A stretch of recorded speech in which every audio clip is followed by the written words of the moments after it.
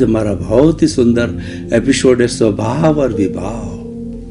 भाई और बहनों, स्वभाव इसका मतलब अपने भाव में रहना, अपने में रहना और अपनी पहचान करना। मैं कौन हूं ये पहचान करना, और इस सृष्टि का संचालक कौन है, इस सृष्टि कैसे चलती है, ये सारी बातों का जो है वह जानकारी करना स्वभाव है। और विभाव का मतलब ये दूसरे के भावों में रहना, अपने से निकल करके दूसरे के भावों में रहना, यानी पर वस्तुओं में रहना, ये विभाव कहलाता है। तो राग द्वेष का जीवन जीना ये विभाव है। जब हमारे जीवन के अंदर राग द्वेष रहता है तो हम विभाव की अवस्था में होते हैं, और ये शरीर जो है ये विभाव से ही बनता है। जो कर्म शरीर है, कॉजल बॉडी है, जो लिंग शरीर है, वह सारा जो है वह विभाव है। उस विभाव के कारण ये शरीर मिला है। आज नहीं, जन्म जन्मांतर से, करोड़ों करोड़ों वर्षों से ये हमारा जीवन चलता आ रहा है। और वो विभाव जो राग द्वेष है, वही विभाव जो है नए विभाव को जन्म देता है। क्योंकि हमारी जो शुद्ध आत्मा है वो तो निष्क्रिय है, वो तो आकार रहित है, उसके तो शरीर ही नहीं है, वो तो मात्र एक जो है आनंदमय सदैव सच्चिदानंद है। सत्य चित्त और आनंद वाली हमारी शुद्ध आत्मा है। सत्य का मतलब अविनाशी है, जिसका कभी विनाश नहीं होता। और चित्त दर्शन, चित्त का अर्थ होता है वो ज्ञान दर्शन वाली है। उसके अंदर गुण क्या है? ज्ञान का गुण है, दर्शन का गुण है। दर्शन का मतलब देखना, श्रद्धा करना, और ज्ञान का अर्थ होता है नॉलेज करना, किसी व्यक्ति, किसी वस्तु, व्यक्ति की विस्तृत जानकारी करना। ये सारा आत्मा का गुण है। और तीसरा ये है कि उसका लक्षण क्या है? उसका लक्षण है आनंद, यानी हम हर वक्त आनंद में रहते हैं। आज हमारे जीवन के अंदर क्या होता है? विभाव की स्थिति है। तो विभाव की स्थिति में क्या होता है? कभी हम एकदम फूल करके कुप्पा हो जाते हैं, हमको बहुत प्रशंसा होती है। और जब कभी भी हमारे प्रतिकूल परिस्थिति आती है, उस परिस्थिति के अंदर हम मुरझा जाते हैं, और मुरझा जाकर के हम डिप्रेशन के अंदर चले जाते हैं। बहुत कहना चाहिए एकदम अलूफ हो जाते हैं, और किसी चीज के अंदर मन नहीं लगता है।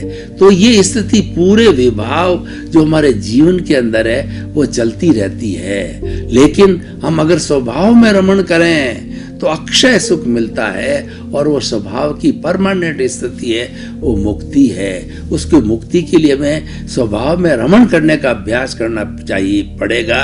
हमें ज्ञाता दृष्टा भाव में रहना पड़ेगा, हमें समता की साधना करनी पड़ेगी, हमें संवर को अपनाना पड़ेगा। संवर क्या है? कि अपने भीतर विराजमान शुद्ध आत्मा भगवान से ये मांगो कि हे मेरे भीतर विराजमान शुद्ध आत्मा भगवान, जैसे आप समस्त जीवों में विराजमान हो, मेरे में भी विराजमान हो जाओ, ताकि मैं आपसे वो अभेदाकार हो जाऊं, आप और मेरा भेद मिट जावे, और हर वक्त तन्मयाकार हो जाऊं आपसे, हर वक्त आपका चिंतन रहे। और प्रार्थना वचन का ऐसे जगत के किसी भी जीव को किंचित मात्र भी दुख न हो, ऐसी मुझे शक्ति दो, जागृति दो, परोपकार की भावना आ जाती है। ये सबसे बड़ा संवर है, ये सबसे बड़ा प्रत्याख्यान है कि हम अपने दोषों को देखें, किसी दूसरे के दोषों को नहीं देखें। ये समता की साधना है। जब हम स्वयं के दोष देखना प्रारंभ करते हैं, दूसरे के दोषों को नहीं देखते हैं, किसी दूसरों के प्रति बुरी भावना नहीं रखते हैं, बुरे भाव नहीं रखते हैं, तो ये सारा जो है वो हमारी समता की साधना है। जब संवर और समता ये दो बड़े धर्म हमारे जीवन के अंदर आ जाते हैं, तो हमारा जीवन धन्य बन जाता है, और हम अपने स्वभाव में आराम से रमण कर सकते हैं। और ये दोनों चीजें नहीं होती है तो हम विभाव में रमण करते हैं। देखिए कि हमारी आत्मा तो वही है, लेकिन आत्मा के उन 3 स्तरों की बात करते हैं, तो उससे स्वभाव विभाव आराम से समझ में आ जाएगा। देखिए, पहली आत्मा का स्तर है, वह आत्मा वही है, लेकिन उसका स्तर अलग अलग है, उसका लेवल अलग अलग है, उसकी अवस्था अलग अलग है। तो जीवात्मा वह होता है जो कि स्वार्थ की स्थिति में रहता है, कर्ता भाव में रहता है। वो हमेशा ये चिंतन करता है कि 5 इंद्रियों का सुख है वही परमानेंट सुख है, इसके अलावा कोई सुख नहीं है। और ये जो शरीर मेरा मिला है वो आनंद के लिए है, मनोरंजन के लिए है। इसको जो 5 इंद्रियों के सुख को भोगने के लिए, और वो मैं मेरा में चला जाता है। यानी ये घर मेरा है, ये परिवार मेरा है, और बच्चों का पालन पोषण करने वाला मैं हूँ, मैं पद वाला हूँ, मैं प्रतिष्ठा वाला हूँ, मैं बड़ा लेखक हूँ, और मैं भारत का प्रधानमंत्री हूँ, मैं भारत का राष्ट्रपति हूँ, मैं एमएलए हूँ, मैं एमपी हूँ, मैं कुलपति हूँ, मैं लेखक हूँ, मैं पुस्तकों का लिखने वाला, मैं मेरा ये करता रहता है। नहीं, स्वार्थ की चेतना में आ जाता है। उसकी थ्योरी क्या होता है कि मैंने पिया, मेरे बैल ने पिया, कुआ ढहे तो ढहे। यानी वो जीवात्मा है, वो स्वार्थ की चेतना से बाहर नहीं निकलता है, वो पूरा विभाव में रहता है। ये सारा जो कर्ता भाव है, यही जो है कर्म बंधन का कारण है, और ये विभाव पैदा करता है। ये विभाव क्या? राग द्वेष है।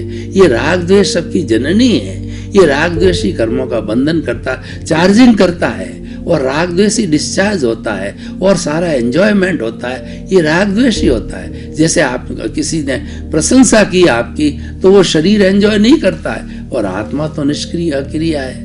आत्मा तो शरीर है, शरीर ही नहीं है तो एंजॉय क्या करेगा?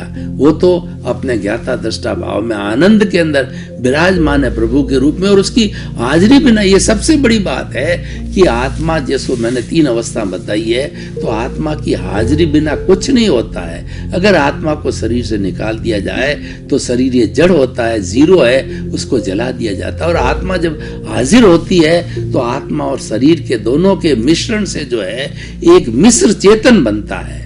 वही हमारा विभाव है, और वह राग द्वेष है। इसको प्रतिष्ठित आत्मा भी कहते हैं। तो उस दोनों के संपर्क के कारण जो प्रतिष्ठित आत्मा बनी, तो वह जब कर्ता भाव करती है तो चार्ज होती रहती है। तो जीवन भर वो चार्ज होती है। कैसे चार्ज होती है? आपने कभी देखा होगा कि मोबाइल की बैटरी है, उसको हम चार्जिंग के अंदर लगाते हैं तो बिल्कुल डिस्चार्ज होती है, तो धीरे धीरे 1 2 3 4 5 होते होते 100% चार्ज हो जाती है।